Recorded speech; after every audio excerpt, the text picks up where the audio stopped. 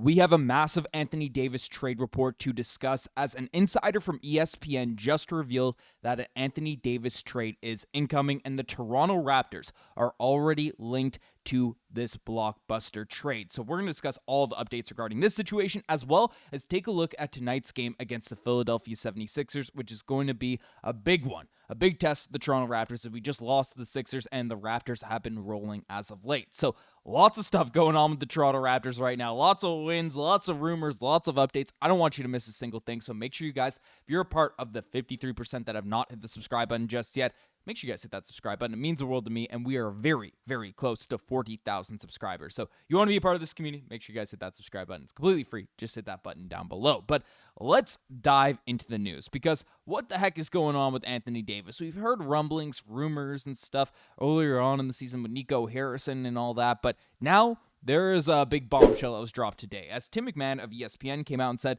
that multiple team sources said the Mavericks, who are 4-11 out there and outside the playoff picture in the Western Conference, will also explore the trade market for Anthony Davis, the 10-time All-Star big man, who is the headliner return in the Luka Doncic trade, as a part of that process before the season's deadline. And for a fan base that still feels betrayed, so many questions linger in the wake of the self-inflicted saga, and many of which center around famous former majority owner, who is, of course, Mark Cuban, who is getting back involved in the basketball operations sphere. Now, we know Anthony Davis is phenomenal at basketball. He is great at the game when he's out there on the basketball court. He can come out, block shots, he can be an impactful player on both ends of the court.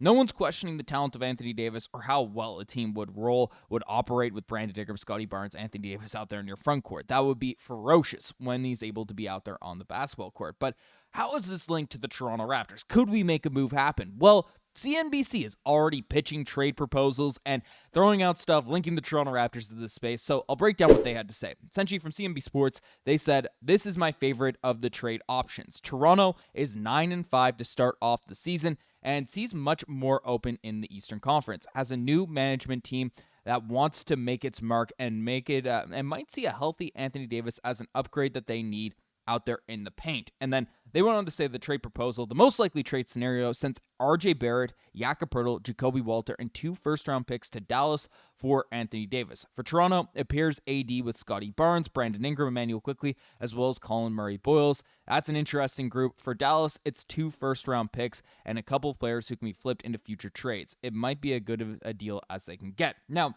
I'm going to first say this. This is definitely as good of a deal that the Dallas Mavericks can get. If the Toronto Raptors offered this trade package to the Dallas Mavericks, they should really take it and run. And personally, in a vacuum, I'd look at this and I feel the Toronto Raptors are getting the shorter end of the stick solely off the fact because of Anthony Davis' just injury history. You see it, and we have the power going out. The power went out mid-recording. They saw Anthony Davis's game starts, and they said, man, that's not the type of, player availability that we're really looking for. But if you take a serious look at it, last season for the Lakers and the Mavericks, Anthony Davis only played 51 games. He was fairly healthy the 23-24 season. You give him some credit for that. 76 games, but 56 games before that, 40 games, 36 games.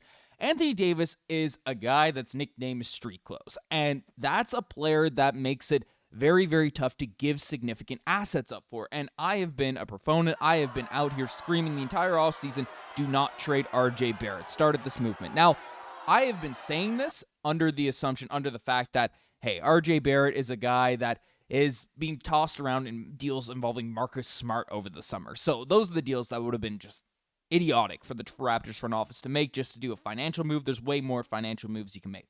For Anthony Davis, you have to take a closer look just given at the talent level. And that's something that's, you always have to take into account when there's a star player available, and the Raptors front office have had a history of trying to make these deals work. And if you take a look at the lineup, how this team would look if you actually executed on that trade. You have Immanuel Quickley, you'd start Gradey Dick at the 2, Scottie Barnes, Brandon Ingram at your 3 and 4 spots. I know everyone argues about where they are. I just take it by the lists that they have out there on ESPN. These basketball's relatively positionless now. And then you have Anthony Davis playing center. Now, AD has been pretty vocal about not wanting to play center, so you'd have to take that out into account. But this would certainly be the Toronto Raptors' best lineup going forward. And then if you made that deal, again, as proposed by CNBC, right, this deal here, you're giving up some shooting guard depth. So you need to be counting on AJ Lawson calling up from the G League. He's a two-way contract right now, but to be a legitimate rotation player. Now, I think he's proven a lot over his stretch of time, so I don't think that would be something Raptors fans are too worried about. You'd hope Ochai Agbaji is able to turn things around, but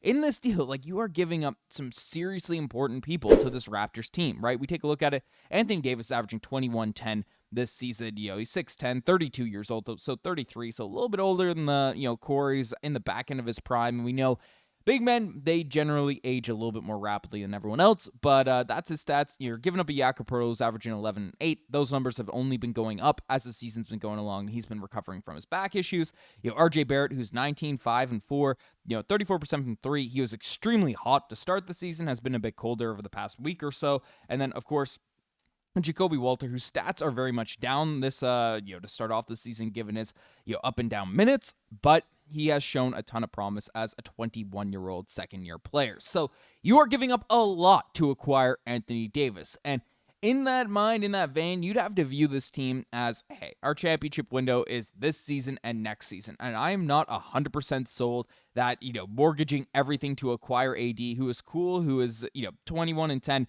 definitely be the, best player in this deal, best player in this trade package. Don't call me delusional or anything like that. But it is a serious risk with the injury history. And the Raptors have been really good lately, right? This team, their last 9 games have won 8 of 9. So we'll see. Again, this deal would happen closer to the trade deadline. This is not something that is imminent. Jakob can't even be traded till December. So you'd have a bit more time to feel out this group, feel out this roster. But I like the way this group is gelling. I like the way this team is moving. So it's not a deal that I am ultra pumped up about in terms of making it happen. But of course, it's a win now move. So it would make the team fairly exciting. So the Raptors are third in the Eastern Conference. It would be an interesting trade, but we'll see. I think the Raptors, if they want to get it done, they could definitely put together the package. But the Raptors have a lot of big games to play between a trade, and that's happening tonight. As we broke down in the schedule there, you play the Sixers tonight, who are a squad that will be without. So we got some updates on the injury side of things. So the Sixers are going to be without Paul George, without Joel Embiid, Dembona, and as well as Kelly Oubre Jr. So a few guys out of the lineup for Philadelphia. You might look at Paul George, Joel Embiid. They're 2 star players out.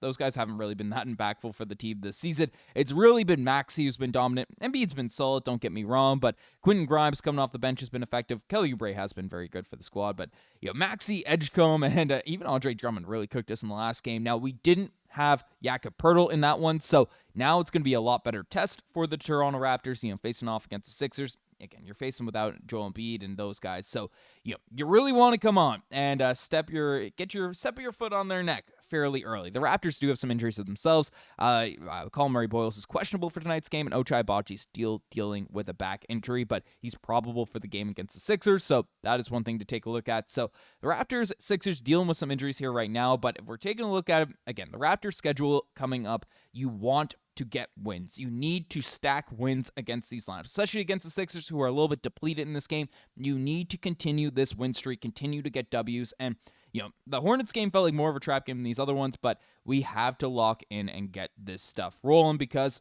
the Eastern Conference, even though we're the 3rd seed right now, it's jam-packed. You have right now, 7 teams within a game and a half of the Toronto Raptors behind us. So in order to maintain this position, in order to maintain this standing, you have to keep getting W's. So Raptors, big game tonight. We will be live for it, so make sure to tune into Raptors Digest, and we'll be giving you all of the game, live watch-alongs, all that stuff. So you guys best things first. Subscribe to the channel if you guys haven't already. Anyways, I'm signing out.